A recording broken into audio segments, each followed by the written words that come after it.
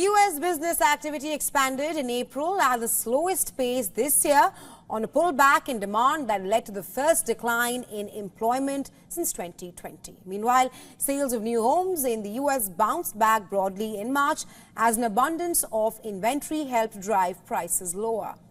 The S&P Global Flash April Composite Index of output at manufacturers and service providers slipped 1.2 points, the most since August, to 50.9.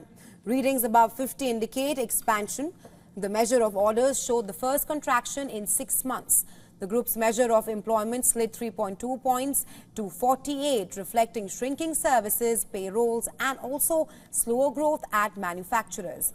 The decline in the employment measure suggests that the companies see current capacity as sufficient to handle demand in the country. New business at service providers shrank for the first time since October, with some firms indicating higher borrowing costs and still elevated prices were limiting demand.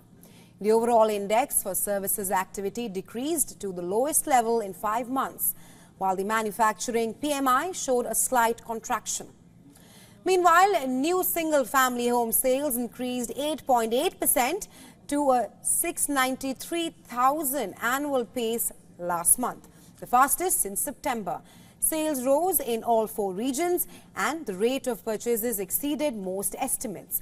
While the resale market is struggling with a lack of inventory, builders are stepping in to fill the void.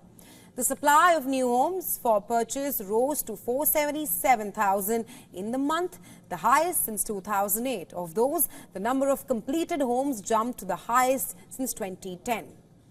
The report from the Commerce Department on Tuesday also showed the median sales prices of a new house decreased from 1.9% from a year ago to 430,000 in March. The figures indicate that sales have somewhat stabilized in recent months, though the data are volatile at the moment. Underlying demand remains strong, but buyers are still constrained by high mortgage rates and prices, which are limiting the extent to which the housing market can gain momentum at the moment.